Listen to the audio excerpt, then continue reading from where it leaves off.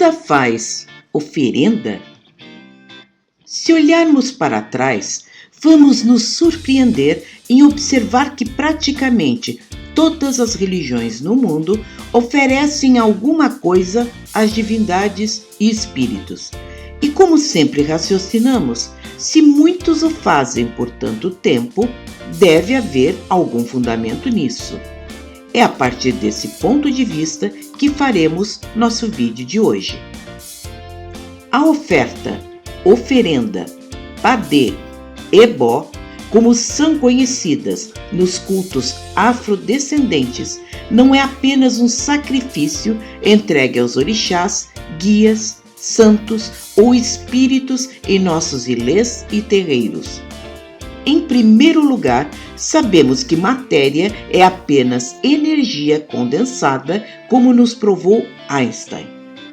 Logo em seguida, sabemos perfeitamente que um espírito de luz não consome matéria, mas transmuta esses itens em energia, que terá duas funções. A primeira é fortificar, a segunda é carrear energias tóxicas. Ou seja, em uma coloca alguma energia que faltaria, na outra tira algo que nos faria mal. Quando uma entidade transmuta uma oferenda para reenergizar ou favorecer uma situação muito desejada, injetará forças a alguém que poderá estar enfraquecido ou desmotivado. São elas as oferendas destinadas à saúde, ao encontro de trabalho, à harmonização de uma família. Além do conhecimento que nos traz as religiões afro-brasileiras, de um modo geral, uma oferenda desse tipo sempre terá itens colocados ali por indicação de uma entidade de luz ao dirigente. Agora, quando uma entidade pede uma oferenda para carrear energias tóxicas, ela poderá ser passada no corpo do médium ou consulente, nas mãos, nos pés ou até nos ambientes, absorvendo energias que estejam fazendo mal àquela pessoa, sendo depois despachada em lugares específicos que a entidade vai ditar. É comum pedirem que seja colocada aos pés de um arbusto ou árvore, longe da curiosidade das pessoas, para que a natureza dissolva seus elementos nos primeiros instantes. Um bom dirigente vai procurar conhecer cada elemento que compõe uma oferenda, qual sua relação com os orixás e suas linhas na Umbanda, e o que eles são capazes de fazer a nível espiritual. Assunto esse que foi estudado por milênios por nossos irmãos africanistas. A capacidade de um bom dirigente também exige o conhecimento profundo das folhas, a principal fonte de energia de nossos trabalhos. Eis porque sempre estamos repetindo em várias ocasiões: oferenda não é simpatia, nem receita de bolo que possa ser repetida mecanicamente por alguém sem nenhuma qualificação ou conhecimento. É uma química espiritual perfeita, manipulada por um sacerdote que tenha entidades capazes de transmutar essas energias e profundo conhecimento de suas funções na espiritualidade.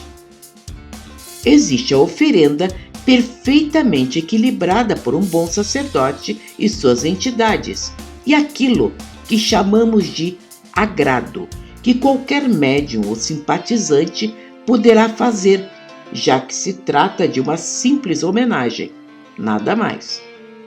Os agrados poderão ser velas nas cores dos orixás e suas linhas, flores, bebidas entregues no terreiro ou nos ambientes próprios a cada um.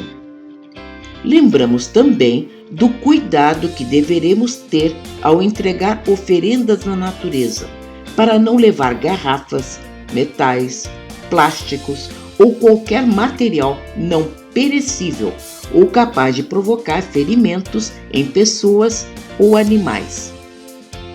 A Bíblia e o Evangelho são repletos de passagens a esse respeito, e nem todas poderemos comentar aqui.